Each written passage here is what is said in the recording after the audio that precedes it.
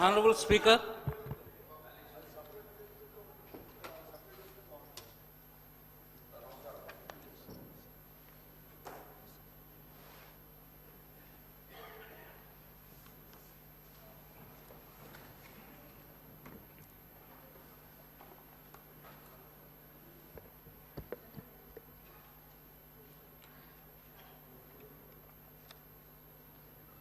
Annual financial statement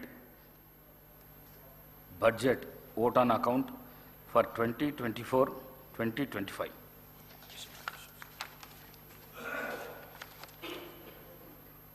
I request the Deputy Chief Minister to move the motion on the annual financial statement budget vote on account for 2024-2025.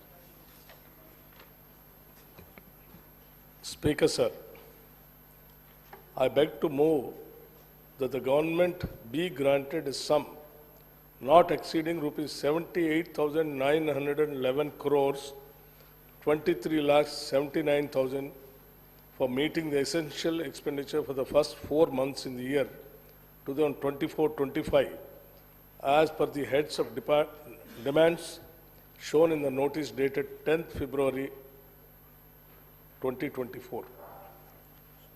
Motion moved. Supplementary estimates expenditures for 2023-2024.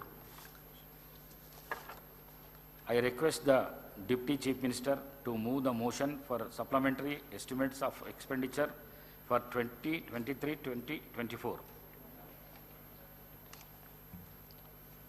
Speaker, sir, I beg to move that the government be granted a sum not exceeding rupees 46,400 crores, 40 lakhs 9,000 for further expenditure during the year 2023-24 as per the heads of demands shown in the notice dated 12th February 2024. Motion moved. LA Minister garu, Sridhar Babu garu. అధ్యక్ష, మొన్న మీ అనుమతితో మొన్న గౌరవ ముఖ్యమంత్రి గారు అదేవిధంగా గౌరవ irrigation మంత్రి గారు ఈరోజు గౌరవ శాసన సభ్యులని శాసన మండలి సభ్యులని అందరినీ కూడా కాళేశ్వరం ప్రాజెక్టులో మేడిగడ్డ బ్యారేజ్ సందర్శించటానికి రావాలని ఈ సభాముఖంగా వారు కోరటం జరిగింది అధ్యక్ష. మనందరికీ తెలుసు, ఈరోజు రాష్ట్ర ప్రజలందరికీ తెలుసు. నేను గౌరవ సభ్యులందరినీ కూడా కోరుతా ఉన్నాం, తప్పకుండా మీరందరూ రావాలని. ఎందుకంటే మనం చూసాం మొన్న బ్యారేజ్ నిర్మాణం, ఆ నిర్మాణంలో ఉన్న లోపాలు, ఆ లోపాలకు సంబంధించిన అనేక అంశాల విషయంలో మా ప్రభుత్వం రాగానే గౌరవ ముఖ్యమంత్రి రేవంత్ రెడ్డి గారు అదేవిధంగా ఇరిగేషన్ మంత్రి గారు పూర్తి స్థాయిలో సమీక్షించి గత నెల ఇరిగేషన్ మంత్రి ఉత్తమ్ కుమార్ రెడ్డి గారు కూడా మేము ఇతర సహచర మంత్రివర్గ సోదరులందరం కూడా పోయి వాస్తవ విషయాలు ఆనాడు ఆ ప్రభుత్వంలో పనిచేసిన అధికారులతో పోయి నివేదికలు తీసుకొచ్చి మేడిగడ్డకు సంబంధించి కృంగిపోయిన బ్యారేజ్, శిథిలావస్థకు చేరిన బ్యారేజ్, పగుళ్ళు వచ్చిన బ్యారేజ్, దాని అసలు కారణాలేందని మరి విజిలెన్స్కి ఇవ్వాలని వెంటనే విజిలెన్స్కి ఇవ్వటం జరిగింది. విజిలెన్స్ రిపోర్ట్ వచ్చింది.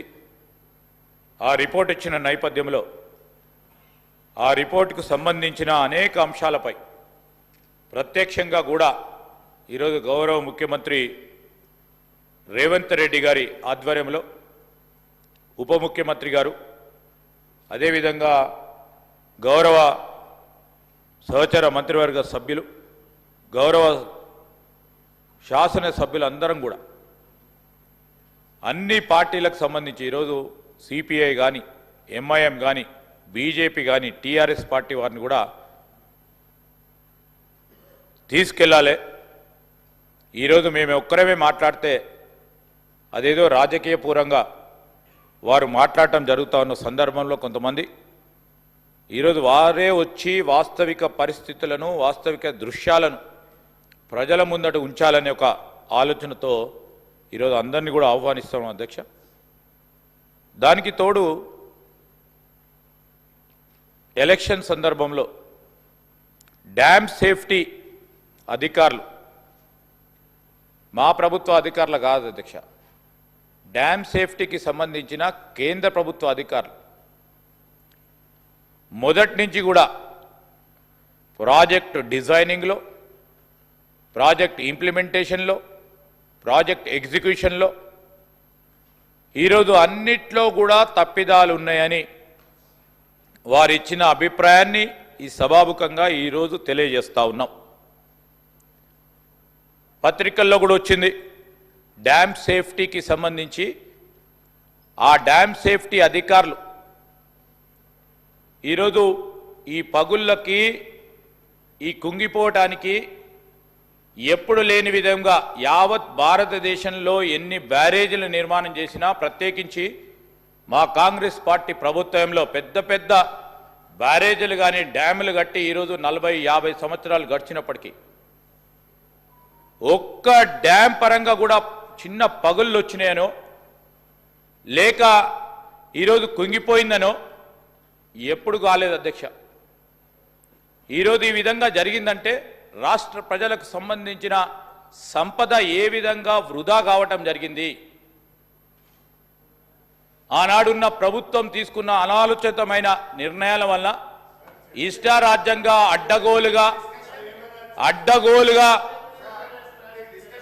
ఈరోజు అడ్డగోలుగా నిర్మాణం జరిగింది కనుక పూర్తి స్థాయిలో అవినీతి జరిగిందని, ఆ అవినీతి వలన రాష్ట్ర ప్రజలకు సంబంధించిన ఖజానాకు సంబంధించిన డబ్బు ఏ విధంగా దుర్వినియోగమైందని విజిలెన్స్ రిపోర్ట్ ఇచ్చిన మాట వాస్తవాన్ని వారి దృష్టికి తీసుకెళ్తున్నాం అధ్యక్ష. వారి దృష్టికి తీసుకెళ్తా ఉన్నాం అధ్యక్ష. మేం చెప్పింది కాదు. ఈరోజు మా ప్రభుత్వం చెప్తే ఒక రీతిగా ఉంటుంది, మేమేం చెప్పలేదు అధ్యక్ష. ఒక పరంగా డ్యామ్ సేఫ్టీ అధికారులు, ఇంకో పరంగా అధికారుల పరంగానే విజిలెన్స్ రిపోర్టుకు సంబంధించి తీసుకున్న నిర్ణయం ప్రకారం ఈరోజు వాళ్ళే వాస్తవాలను చూడడానికి రమ్మంటున్నాం అధ్యక్ష. ఈరోజు వాస్తవాలను వారు స్వయాన వారి కళ్ళతో చూడాలని వారిని కోరుతా ఉన్నాం అధ్యక్ష. ఈరోజు మేము వారిని కూడా కోరేది ఒకటే, ఈరోజు నా నియోజకవర్గానికి సంబంధించిన 3 బ్యారేజీలు కట్టిన అధ్యక్ష. ఒక్క నిమిషం శ్రీధర్ బాబు గారు, ఒక్క నిమిషం. హరీష్ రావు గారు ఎల్ఏ మినిస్టర్గా మీకు అనుభవం ఉన్నది. మీరు ఎల్ఏ మినిస్టర్గా ఈ సభల సీనియర్ సభ్యులు నిన్న 40 నిమిషాల టైంకు 1.5 అవర్ మీరు మాట్లాడినరు. మీరు కూడా రాజకీయ స్పీచ్లు ఇచ్చిండ్రు. మీరు ఈ విధంగా అడ్డుకోవడము సమంజసం కాదు. సభ మర్యాదలను కాపాడండి. శ్రీహరి గారు మీరు కూడా సభ మర్యాదలను కాపాడండి. ఎల్ఏ మినిస్టర్ గారు సార్ మేమేం మిమ్మల్ని అంటలేం సార్. అధికారులు ఇచ్చిన రిపోర్టు ముందు పెడతా ఉన్నాం. ఎందుకు ఉలికి పడతా ఉన్నారు సార్? ఎందుకు ఉలికి పడతా ఉన్నారు? డ్యామ్ సేఫ్టీ అధికారి సార్, సభాపతి గారి అనుమతితో మాట్లాడటం జరుగుతూ ఉంది. గౌరవనీయులు హరీష్ రావు గారు కానీ, గౌరవనీయులు ప్రశాంత్ రెడ్డి గారు కానీ, గౌరవనీయులు శ్రీహరి గారికి సభాపతికి సంబంధించిన సర్వ అధికారాల గురించి వారికి తెలుసు. వారికి స్పీకర్ గారికి ఏం అధికారం ఉంటుంది, సభాపరంగా ఏ విధమైన నిర్ణయాలు తీసుకుంటారు సార్. నేనేమంటున్నా సార్, ఈరోజు మేము ఎందుకు పోతున్నామో చెప్పాల్సిన అవసరం ఉంటుంది కదా. మిమ్మల్ని ఎందుకు రమ్మంటారో చెప్పాల్సి ఉంటుంది కదా సార్. ఈరోజు నేను మిమ్మల్ని కోరేది ఉంది ఒకటే అధ్యక్ష. ఈరోజు నేను ప్రత్యేకంగా నా ప్రాంతానికి సంబంధించిన 3 బ్యారేజీల నిర్మాణం జరిగినాయి అధ్యక్ష. ఈరోజు మేడిగడ్డ, ఈరోజు అన్నారం, సుందిల్ల బ్యారేజీ నిర్మాణం జరుగుతూ ఉన్నప్పుడు ఆ ప్రాంత ప్రజలు, ఆ రైతు సోదరులు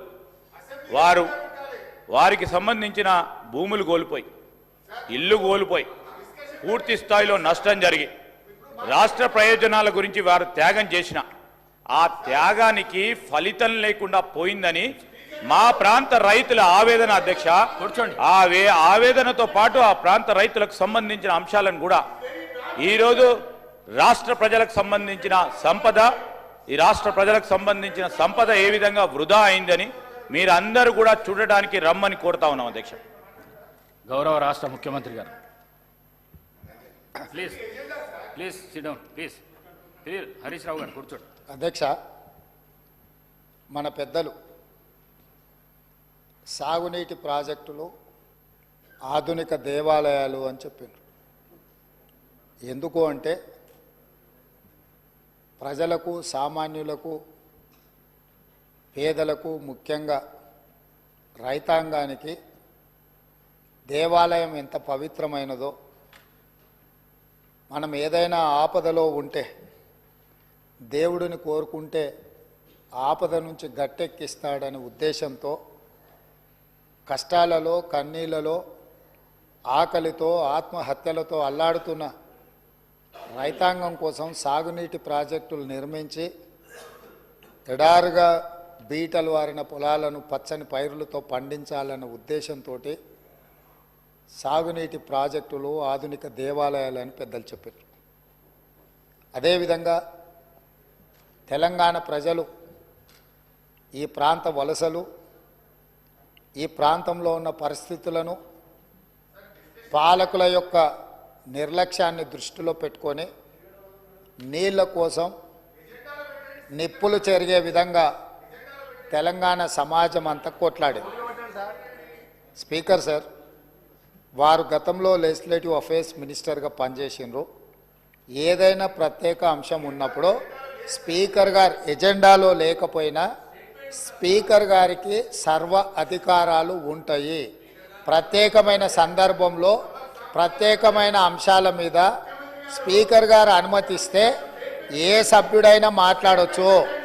ఒకవేళ ఆ సభ్యులు మాట్లాడదలుచుకుంటే, ఒకవేళ తమరు అనుమతిస్తే మిగతా సభ్యులకు ఎవరికి కూడా అభ్యంతరం లేదు. కాబట్టి దయచేసి సభా సాంప్రదాయాలను గౌరవిస్తూ ఈరోజు తెలంగాణకు ప్రధానంగా 2 సాగునీటి, తాగునీటికి వనరులు. ఒకటి కృష్ణానది, కృష్ణా జలాలు, 2 గోదావరి జలాలు. కృష్ణా జలాల మీద దాదాపుగా నిన్న తమరి అనుమతితోని కొంతమేరకు మనం చర్చించగలిగినాము. వాస్తవాలను ఈ రాష్ట్ర ప్రజలకు మనము చెప్పగలిగినాం. ఇక రెండవది గోదావరి జలాలు. గోదావరి జలాల మీద మీకు తెలుసు, ఆనాడు తమరు మంత్రిగా ఉన్నప్పుడే డాక్టర్ వైఎస్ రాజశేఖర రెడ్డి గారు, ఆనాడు పెద్దలు దేవేందర్ గౌడ్ గారు ఆదిలాబాదు నుంచి చేవెళ్ళ వరకు పాదయాత్ర చేసి తెలంగాణ ప్రాంతాన్ని సస్యశ్యామలం చెయ్యాలి అని అంటే ప్రాణహిత చేవెళ్ళ నిర్మించాలి అని చెప్పి వారు పాదయాత్ర చేపట్టడం జరిగింది. ఆనాటి ప్రభుత్వం ఈ ప్రాంత ప్రజల యొక్క ఆలోచనను దృష్టిలో పెట్టుకొని ప్రాణహిత చేవెళ్ళ ప్రాజెక్టును ఆ రోజు ప్రారంభించడం జరిగింది. ఆ రోజు దాదాపుగా మొదట 12 లక్షల ఎకరాలు అనుకొని తర్వాత 14 లక్షల పైచిలకు ఎకరాలతోని 38,500 కోట్ల రూపాయలతో 2008లో టెండర్ పిలవడం జరిగింది. పనులు ప్రారంభమైనవి. అదేవిధంగా ప్రాణహిత చేవెళ్లకు డాక్టర్ బాబాసాహెబ్ అంబేద్కర్ గారి పేరు పెద్దలు వెంకటస్వామి గారి సూచనతో ఆ రోజు వారు విజ్ఞప్తి చేస్తే ఆనాడు ప్రాణహిత చేవెళ్ల పేరు డాక్టర్ బాబాసాహెబ్ అంబేద్కర్ గారి పేరు జోడించి పెద్దలు వెంకటస్వామి గారి సూచన మేరకు ఆ ప్రాజెక్టును పనులు ప్రారంభించారు. తెలంగాణ రాష్ట్రం వచ్చే వరకు ప్రాణహిత చేవెళ్ల పనులు ప్రారంభించి చేవెళ్లలో మీకు తెలుసు 1000 కోట్ల రూపాయల పనులు జరిగినాయి. ప్రభుత్వం తెలంగాణ రాష్ట్రం వచ్చి ప్రభుత్వం మారినాక కొంతకాలానికి అధికారంలో ఉన్న వాళ్లకు రీడిజైనింగ్ అనే ఒక బ్రహ్మ పదార్థాన్ని కనిపెట్టారు. ఆ బ్రహ్మ పదార్థంతోనే తుమ్మిడిహెట్టి దగ్గర నిర్మించాల్సిన ప్రాజెక్టును వివిధ మార్పులకు చేర్పులకు దారితీసి చివరికి మేడిగడ్డ, అన్నారము, సుందిల్ల ఇక్కడ బ్యారేజీలు కట్టి మేడిగడ్డ నుంచి లిఫ్ట్ చేసి అన్నారంలో పోస్తాం, అన్నారంలో నుంచి లిఫ్ట్ చేసి సుందిల్లలో పోస్తాం, సుందిల్లలో నుంచి నీళ్లు లిఫ్ట్ చేసి మిడ్మానేరులో పోస్తాం, అక్కడి నుంచి మిగతా ప్రాంతాలకు నీటిని తరలిస్తామని చెప్పి ప్రాజెక్టు రీడిజైనింగ్ అని ఒక బ్రహ్మ పదార్థాన్ని కనిపెట్టి 38,500 కోట్ల రూపాయల అంచనాతో ప్రారంభమైన ఈ పనులను 1,47,000 కోట్ల రూపాయలకు పెంచింది అధ్యక్ష. అది కూడా పూర్తి డీటెయిల్ ప్రాజెక్ట్ రిపోర్ట్ ఉందంటే అది కూడా లేదు. ఇప్పటికీ 1,47,000 కోట్ల రూపాయలకు చేరింది. అది ఇంకా భవిష్యత్తులో పూర్తి చేయాలంటే 2.5 లక్షల కోట్లు అయిద్దా ఎంత అవుతా ఇంతవరకు అంచనాలు వేయడానికి కూడా సాహసం చేసే పరిస్థితి లేదు. సరే, అంచనాలు ఎట్లా పెంచిండ్రు, ప్రాజెక్టు రీడిజైనింగ్ ఎట్లా చేసిండ్రు, సాంకేతిక పరమైన అంశాలేంది, సాంకేతిక నిపుణులు ఇచ్చిన ప్రాజెక్టు డిజైన్ ఏంది, దాని తర్వాత జరిగిన నిర్మాణం ఏంది, నిర్మాణం తర్వాత జరిగిన నిర్వహణ ఏంది, ఇవన్నీ ఒక్కెత్తైతే ఈరోజు మేడిగడ్డ బ్యారేజ్ అనేది కుంగిపోయింది అధ్యక్ష. కుంగిపోయినప్పుడు గతంలో ఉన్న ప్రభుత్వం ఏం చెప్పింది, బ్యారేజ్ కింద ఇసుక కదిలింది, ఇసుక కదిలితే ప్రాజెక్టు కుంగింది అని చెప్పిండ్రు అధ్యక్ష. నేను తమరి ద్వారా అడుగుతున్న అధ్యక్ష, ఇసుకలో పేక మేడలు కట్టిండ్రు అధ్యక్ష. ఇసుక కదిలేటట్ల ప్రాజెక్టు బ్యారేజు కట్టి 1,000 కోట్ల రూపాయలు ఖర్చు పెట్టి ఈరోజు అది కుంగిపోయితే చుట్టూత పోలీసు పహారాలు, వాఘా బార్డర్లో కూడా అంత పోలీసు పహారాలు లేవు. అంటే భారత్ పాకిస్తాన్ సరిహద్దులో వాఘా బార్డర్ ఉంటుంది. అంటే పాకిస్తాన్లోకి వెళ్ళాలి అని అంటే అక్కడ మొత్తం శత్రు దుర్భేద్య విధంగా పహారాలు కాస్తుంటారు పోలీసులు, అక్కడ ఉండే ఆర్మీ. అంతకంటే ఈ మేడిగడ్డ ప్రాంతంలో పిట్ట కూడా ఎగరడానికి వీలు లేకుండా ఆనాటి ప్రభుత్వం ఆ కుంగిన బ్యారేజ్ను ఎవరిని చూడకుండా దాన్ని దాచిపెట్టినరు. దాంతో కేంద్ర ప్రభుత్వం దీనికి సంబంధించి ఫిర్యాదులు అందిన నేపథ్యంలో నేషనల్ డ్యామ్ సేఫ్ అథారిటీ అధికారులను పంపించి ప్రాథమికంగా ఆ ప్రాజెక్ట్ ఏం జరిగిందో చూసి ఒక నివేదిక ఇచ్చిండ్రు. ఆ కేంద్ర ప్రభుత్వం నుంచి ఇచ్చిన సాంకేతిక నిపుణులు ఇచ్చిన నివేదికను కూడా గత ప్రభుత్వం తప్పుపట్టింది. ఆ తర్వాత కాంగ్రెస్ అధికారంలోకి వచ్చిన తర్వాత అక్కడ జరుగుతున్న పరిణామాల నేపథ్యంలో కొంతమంది అధికారులు ఆఫీసుల నుంచి ఫైల్స్ మాయం చేసిందని టీవీలలో పేపర్లలో పెద్ద ఎత్తున వచ్చింది. తక్షణమే ప్రభుత్వం తేరుకొని విజిలెన్స్ అండ్ ఎన్ఫోర్స్మెంట్ అధికారులను మీరు ఆ ఫైళ్ళు మాయమవిన ఏమి మాయమైనాయి, ఎవరు మాయం చేసిండ్రు, అదేవిధంగా మేడిగడ్డ అన్నారం ప్రాజెక్టులలో జరిగిన అవకతవకల మీద మీరు ఒక నివేదిక తయారు చేయండి అని చెప్పి ప్రభుత్వం ఆదేశాలు ఇవ్వడం జరిగింది. సాగునీటి పారుదల శాఖ మంత్రి ఉత్తమ్ కుమార్ రెడ్డి గారు సూచన మేరకు ఈ ఆదేశాలు ఇచ్చినాం. వాళ్ళు పూర్తి స్థాయిలో వీటన్నిటిని పరిశీలించి ప్రాథమికంగా ఒక నివేదిక ఇచ్చారు. అందులో తీసుకున్న నిర్ణయాలు కానీ, లోపభూయిష్టమైన నిర్మాణాలు కానీ, నిర్వహణలో జరిగిన నిర్లక్ష్యానికి సంబంధించిన చాలా విషయాలను వాళ్ళు నివేదిక ఇచ్చిండ్రు. ఆ నివేదిక నేపథ్యంలో ఇప్పటి వరకు చాలామందికి సభ్యులకు కానీ రాష్ట్ర ప్రజలకు కానీ అక్కడ ఏం జరిగిందో ఏమైందో సంపూర్ణమైన సమాచారం లేదు. ఈరోజు కొత్తగా ఎన్నికైన శాసనసభ్యులు సగానికి పైగా ఉన్నారు.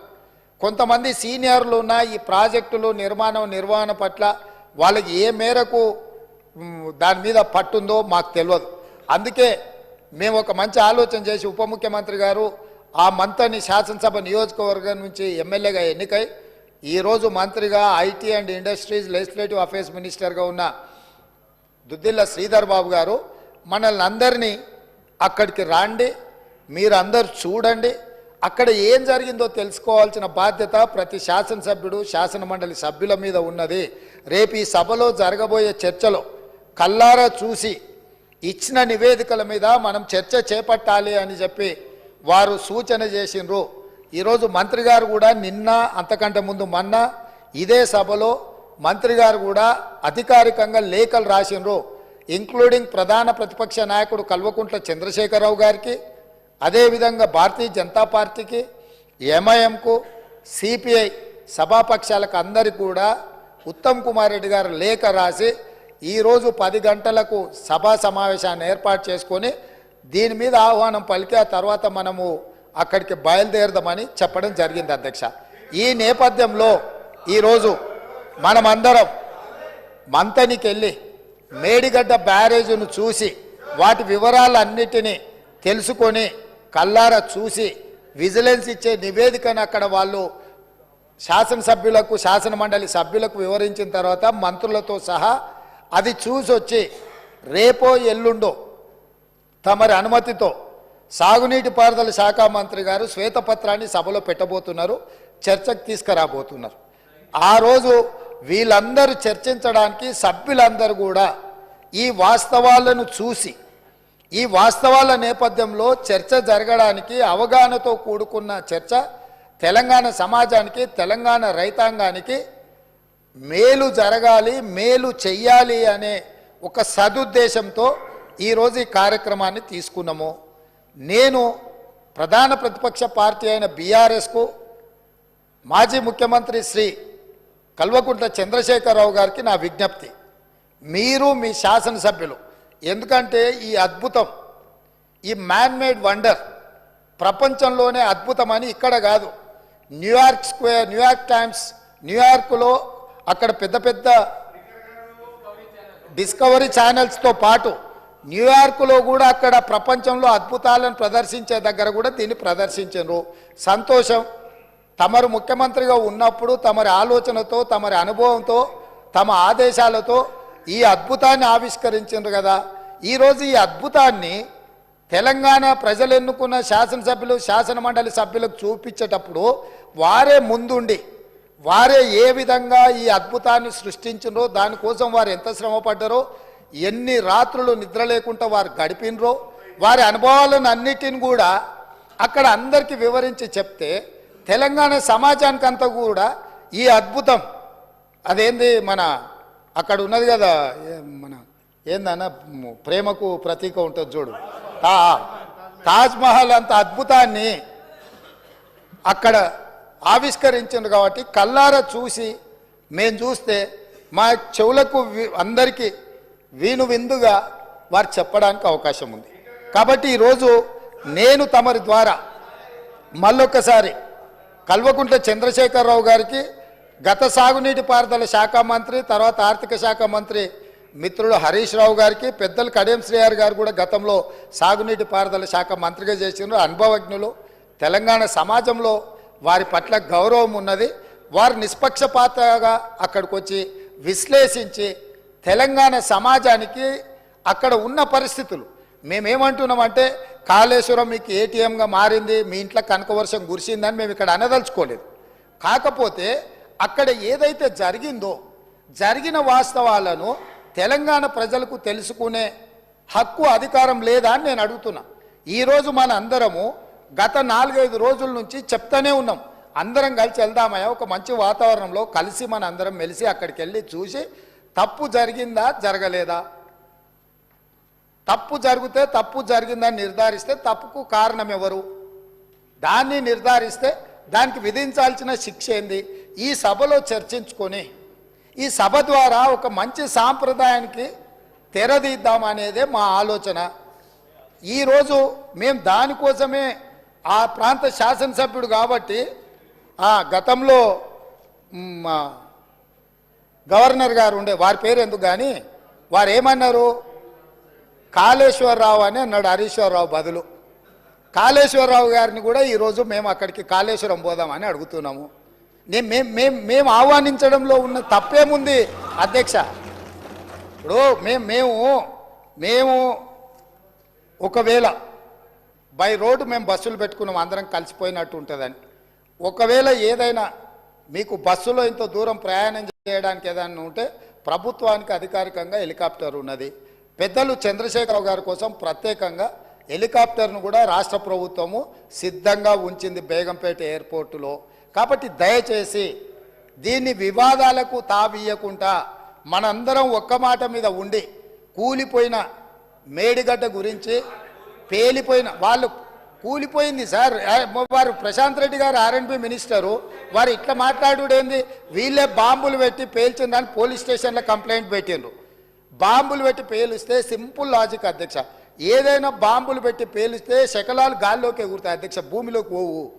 ఇది వాళ్ళు రాసే అబ్బాయికైనా అర్థమైంది. బాంబులు పెట్టి పేలిస్తే గాల్లోకి ఎగురుతుంది అధ్యక్ష, భూమిలో కుంగదు. పోలీస్ స్టేషన్లో అట్లా కంప్లైంట్ పెట్టిండ్రు కాబట్టి ఇది బాంబులు పెట్టి పేల్చిండ్రా, లేకపోతే కింద ఇసుక కలిగి పిట్టగూడు కడితే పీకమేడలు కడితే కుంగిందా? ఇవన్నీ కూడా సమాజం తెలుసుకోవాల్సిన అవసరం ఉంది. సభ్యులుగా చర్చించే ముందు మనందరం కూడా అక్కడికి వెళ్దాము. కాబట్టి దయచేసి సభాపక్ష నాయకుడుగా ప్రధాన ప్రతిపక్ష నాయకుడు శ్రీ చంద్రశేఖరరావు గారిని, అదేవిధంగా మాజీ సాగునీటి పారుదల ఆర్థిక శాఖ, ఎందుకంటే అన్ని నిధులు విడుదల చేసింది వారే కాబట్టి హరీష్ రావు గారిని, మా పెద్దలు కడెం శ్రీహరి గారికి ఈ తెలంగాణ సమాజం పట్ల, ఈ సమస్యల పట్ల, సాగునీటి ప్రాజెక్టుల పట్ల వారికి ఒక అవగాహన ఉన్నది. వారిలాంటి వాళ్ళు చూసి విశ్లేషించి చెప్తే మేము కూడా కొంత నేర్చుకుంటాం. ఎందుకంటే అన్నీ మాకు తెలుసని మేము అనుకోం. మేమేం అపర మేధావులం కాదు. ఏదైనా మాకు తెలియంది ఉంటే అడిగి తెలుసుకుంటాం. శ్రీహరి గారు లాంటి వాళ్ళు అనుభవజ్ఞులు, తుమ్మల నాగేశ్వరరావు గారు లాంటి అనుభవజ్ఞులు, గతంలో ఈ శాఖలలో మంత్రులుగా బాధ్యతలు నిర్వహించిన వాళ్ళు ఉన్నారు. కొత్త తరం నేర్చుకోవాల్సిన అవసరం ఉన్నది. నాకు కూడా శాఖలు ఎప్పుడు నేను నిర్వహించలేదు కాబట్టి నాకు కూడా నేర్చుకోవాల్సిన అవసరం ఉన్నది. నేర్చుకోవడానికి నేను సిద్ధంగా ఉన్నా. కాబట్టి దయచేసి ఇక్కడ నుంచి మనం అందరం బయలుదేరి అక్కడ చూసి అక్కడ ఉన్న పరిస్థితులను అన్నిటిని కూడా అవగాహన చేసుకొని రేపో ఎల్లుండో తమరి అనుమతి తీసుకొని మంత్రి గారు శ్వేతపత్రం ప్రవేశపెడతారు. శ్వేతపత్రంలో తెలంగాణలో ఉన్న ప్రాజెక్టులు అన్నిటి మీద చర్చ చేద్దాం. అదేవిధంగా కాళేశ్వరరావు గారి మీద వీటి మీద చర్చ చేద్దాం. ఇది ఎవరెవరికి ఏటీఎంగా మారింది, దీని సంగతి ఏంది, దీని కథ ఏంది, దీని కమామిస్ ఏంది, ఈ సభలో చర్చించుకుందామని తెలియజేస్తూ తమరు అవకాశం ఇచ్చినందుకు ధన్యవాదాలు తెలియజేస్తూ అందరినీ రావాల్సిందిగా, ప్రత్యేకంగా అందరినీ రావాల్సిందిగా, మళ్ళీ మీరు రేపో ఎల్లుండి అనుమతి ఇచ్చినప్పుడు దీని మీద చర్చ చేయడానికి మీరు అవకాశం ఇవ్వాల్సిందిగా కోరుకుంటున్నాను అధ్యక్ష. The House is urged to meet again at 10 a.m. tomorrow Wednesday, the 14th February 2024.